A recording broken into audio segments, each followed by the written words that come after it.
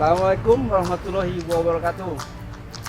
Sekarang saya sedang berada di Jalan Balai Pustaka Baru, tepatnya di depan perpustakaan SMK 26 atau SMK Pembangunan.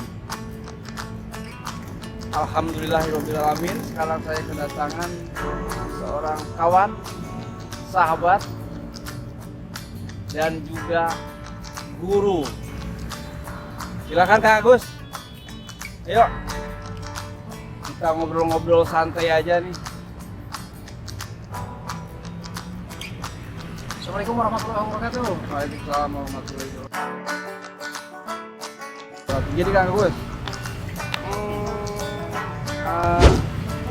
apa sih sebenarnya tujuan kita dan tujuan menuntut ilmu agama itu?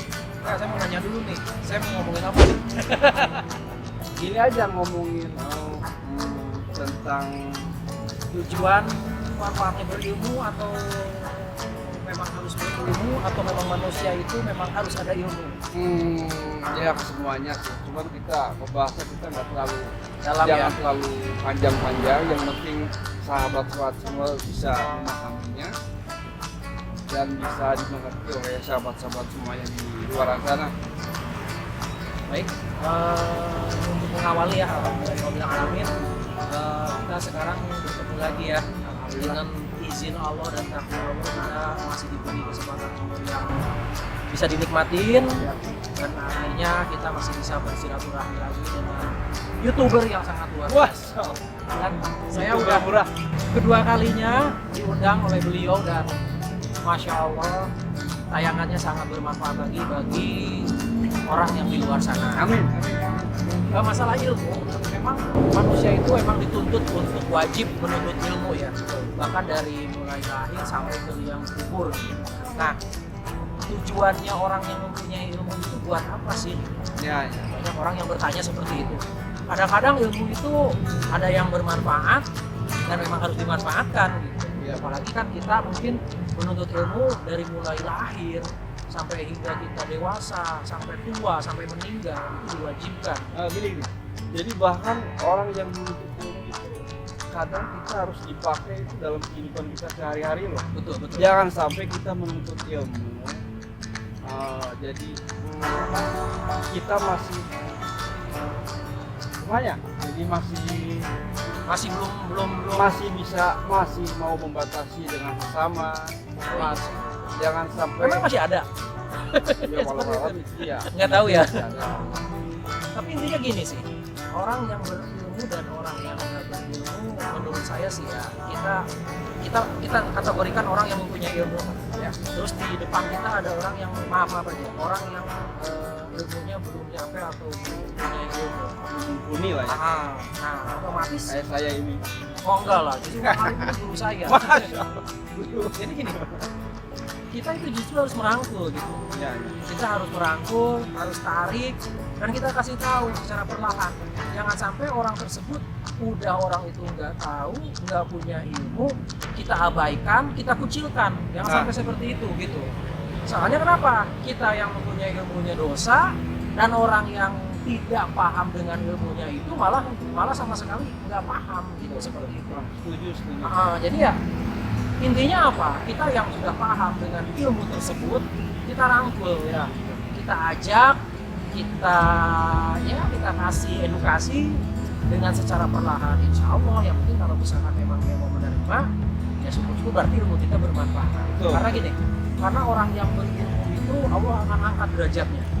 Sebagaimana keterangannya Bismillahirrahmanirrahim, yarfa'illahu alladziina amanu minkum walladziina utul ilma darajat. Jadi Allah akan mengangkat orang yang beriman ya. Allah akan mengangkat orang-orang yang berilmu dan Allah akan mengangkat derajatnya. Jadi ya kita nggak usah takut dengan keilmuan kita gitu. Malah ilmu itu akan mempermudah kita. Ilmu itu akan mempermudah kita. Apalagi kita kan dengan ilmu akan hidup kita akan dipermudah, dengan seni hidup kita jadi indah, dan dengan iman hidup kita jadi terarah. Seperti itu sih kan. Hidup kita akan lebih terarah lagi ya. Gitu. Apalagi Jadi jangan sampai kita tuh membeda-bedakan atau membuat sekat-sekat lah. Jadi ilmu itu memang kalau dalam situ penjabarannya kan banyak Iya, misalnya. betul. Jadi bukan hanya berfokus pada satu Enggak. itu. Jadi kalau misalkan kita menggali ilmu lebih dalam lagi, ilmu itu sangat luas. Ya. Apapun yang kita lakukan itu ada ilmunya.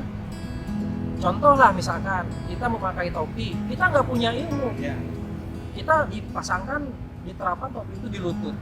Emang sih nggak masalah, cuman kan nggak enak aja dilihatnya gitu. Tapi kalau misalkan kita mempunyai ilmu, oh ini topi itu dipakainya untuk di kepala, nah seperti itu. Hal-hal yang terkecil aja, karena kita kan di sini kita itu bukan ulama, bukan apa gitu ya. Jadi untuk memperdalam ilmu itu adalah yang lebih porsinya lebih pas adanya. Kita kan hanya cuman sharing aja di sini. Saya juga jujur masih belajar lagi. Belajar kakak Ya makanya kita sama-sama belajar. belajar itu manusia itu harus saling menerima. Ya, Menuntut ilmu kan tujuannya bukan bisa memahami perbedaan. betul. Ya nggak? Iya. Tujuan intinya. Tujuan intinya itu bisa menghargai orang lain. Ya. Terutama menghargai orang lain. Misalkan nih, ada satu forum. Satu forum itu dia biasanya kan ada menerima kritik dan saran tuh. Betul, itu harus. Karena kalau misalkan tidak ada kritikan dan saran, saya rasa seseorang atau forum itu tidak akan maju. Ya. Karena tanpa adanya kritikan, tanpa adanya saran, percuma di situ ada kritik dan saran, silahkan hubungi ke Anu misalkan. Tapi orang itu tidak mau menerima kritik dan saran, ya saya rasa orang itu ya di situ-situ aja. Jadi ya ilmu yang dia punya pun mungkin tidak bisa dimanfaatkan buat orang banyak. Karena kan kita sebagai manusia ya harus bisa bermanfaat bagi orang lain. Karena sesuai hadis Nabi kan ya, Fairunas angkau linas gitu kan. Jadi sebaik-baiknya manusia yaitu manusia bermanfaat bagi sesama manusia. Ya, ini. Gitu Kang Ali. Ini memang Kang Agus ini itu guru ya, tapi dia nggak punya titel. Masya Allah. Ya, saya bukan ustad. Tapi Dan saya satu lagi Kang Agus, ya apa? menuntut ilmu itu nggak harus siapa orang yang harus berbaikan. Ya, betul. Justru kita lah yang harus berbaikan. Kita sikapi perbedaan. Nah, itu. Ya mau gembel, mau gelandangan, mau latar belakangnya apa, nggak jadi masalah, nggak ada batasan. Karena ilmu itu wajib bagi setiap orang, muslim laki-laki dan muslim perempuan. Meskipun dia kasarannya itu belum mendasari ilmu, Nah justru itu harus kita lakukan. Iya, nah justru itu makanya kan contoh lah kita misalkan mau merangkul salah satu seseorang itu berasal dari masa lalu yang kelam. Tuh. Nah kita minder nih, berarti kemanfaatan ilmu kita ini harus diapakan gitu kan? Karena orang yang kita angkat aja, orang yang kita tolong aja dalam status yang berbeda sama kita, berarti itu ada sekat. Jadi nggak boleh seperti itu. Jadi yang sebaik-baiknya manusia kita bisa merangkul kepada orang yang belum paham, kepada orang yang belum tahu. Dan Setuju. insya Allah itu ilmu kita akan bermanfaat. Itulah. Jadi konotasinya itu bagi di luar sana, rekan-rekan misalkan, wah gue jadi minder nih gara-gara gua latar belakang gua jelek, gua jadi nggak bisa nuntut ilmu atau apa. Nggak usah, kita belajar emang wajib. Belajar itu nggak lihat dari umur, misalkan udah tua atau apalagi masih muda ya kan, masih semangat itu Malah kali. belajar itu lebih utama daripada sholat sunat. Nah betul, karena kalau misalkan sholat sunnah pun masih belum bisa, berarti kan belajar dulu. Jadi yang diutamakan memang belajar dulu. Jadi belajar itu ya memang harus. Jadi jangan berhenti untuk belajar, jangan berhenti untuk mencari ilmu. Karena saya ngobrol dengan Kang Ali, insya Allah ilmu saya bertambah, itu Kang Ali juga bertambah. Itu manfaatnya, benar-benar dimanfaatkan. Jadi ilmu yang baik itu yang dimanfaatkan. Makanya penting untuk menuntut ilmu. Jangan sampai kita belajar rasa keegoisan kita tetap masih bersama yang menyampaikan. Itu harus dibersihin. Itulah intinya. Iya, betul. Harus tahu. Kalau misalkan kita masih bisa menerima dari pendapat orang lain, harus dilihat dulu nih hatinya, iya kan? Jadi harus seperti apa nih? Nah itu yang namanya waswasul qalbi. Nah, benar-benar. Jadi apa waswasul qalbi? Penyakit hati. Penyakit hati salah satunya yaitu ya dengan berpikir kepada Allah, berkumpul dengan orang-orang soleh, membaca Al-Quran, itu secara nggak langsung hati kita jadi bersih. Jangan kita punya penyakit hati, tapi kita tidak mau berdekat sama orang-orang soleh, datang ke majelis taklim. Nah itu makin sakit aja hatinya. Iri, uzub, takabur, itu sama waktu suatu qalbi. Senang melihat orang susah, susah melihat orang senang. Itu ya orang-orang yang punya penyakit hati itu kayak gitu. Ya kan? Seperti itu. Cuman ya balik lagi ke diri kita masing-masing. Ya. Intinya apa? Intinya yang pertama, kalau misalkan memang kita mau hidup dengan bisa bermanfaat untuk orang lain, ya kita harus bisa menjaga hati kita dulu. Ya. Kalau misalkan hati kitanya arogan, hati kitanya egois, saya rasa orang yang datang ke kita untuk minta tolong pun kita nggak bakalan bisa nerima seperti itu Kang Ali. Iya betul. Jadi ya apapun tindakannya, apapun kelanjutannya, kehidupan seperti apa, balik lagi ke diri masing-masing.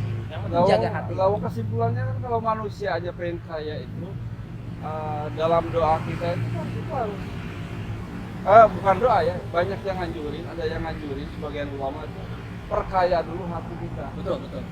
Insya Allah kita akan kaya baik di dunia maupun di akhirat. Yang terutama sih kita cari dulu akhirat, insya Allah dunia akan ngikutin. Ya betul. Karena ada salah satu. Nah itu kan akhirat itu kan berkaitan dengan kekayaan hati. Iya. Nah itu. Makanya salah satu sahabat Nabi Ibnu Mas'ud begitu membacakan ayat suci Al-Quran, kalau nggak salah surat Al-A'la di ayat ke-16 atau 17. Ya. Bismillahirrahmanirrahim. Bal tusiruna hayata dunya. Dia menangis. Sahabatnya bertanya, "Kenapa?"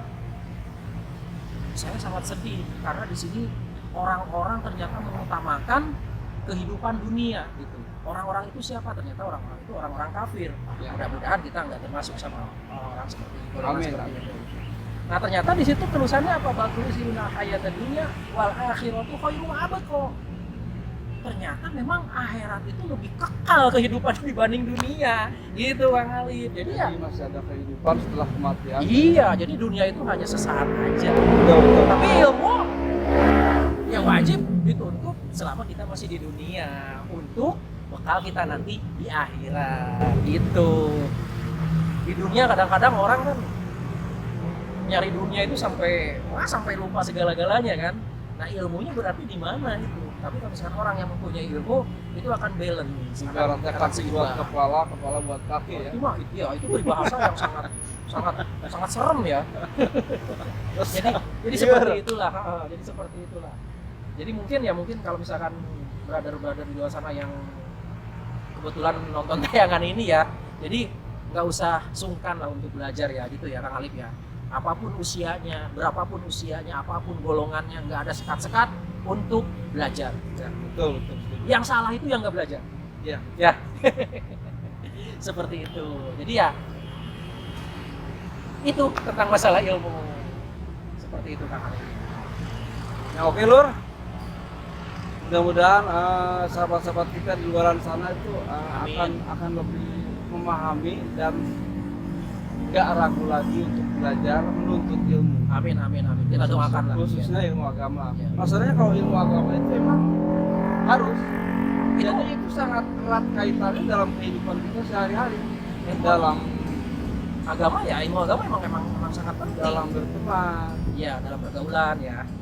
Khususnya menyikapi perbedaan lah. Iya betul. Kita harus bisa menghargai pendapat orang lain. Betul. Karena kalau tidak bisa menerima pendapat orang lain mah kacau gitu.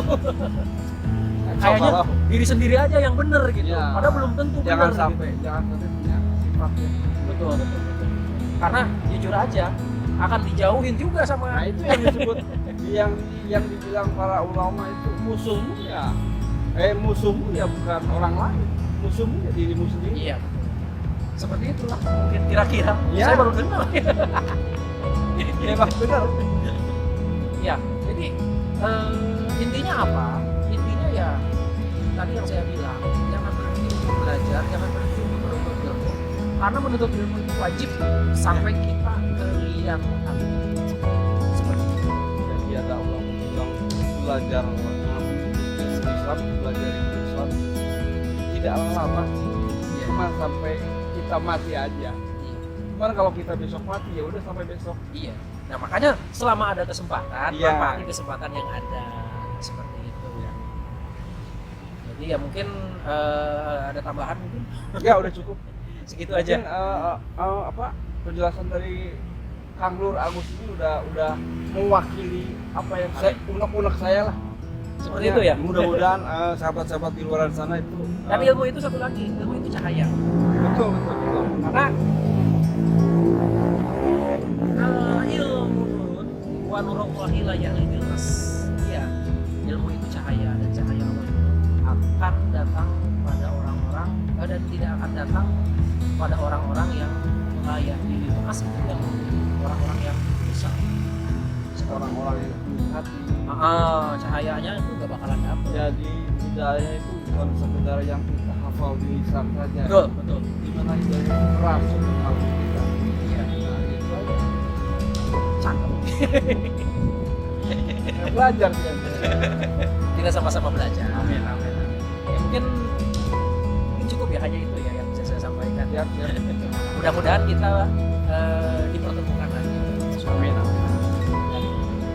apa yang kita sampaikan mudah-mudahan bisa bermanfaat bagi orang lain. Tidak bisa lebih di sini. Karena saya kan bukan dan saya hanya ya pengalaman belajar dari pengalaman hidup. Seperti itu kan. Guru tanpa gelar. Bisa aja. Ya baiklah sobat semua dimanapun kalian berada. Mungkin pembahasan kita tentang ilmu kita akhiri sampai di sini. Dan Nur Agus juga mungkin jam terbangnya sibuk ya. Banyak panggilan dari sana sini. Amin. Saya tutup. Assalamualaikum warahmatullahi wabarakatuh. Waalaikumsalam warahmatullahi wabarakatuh.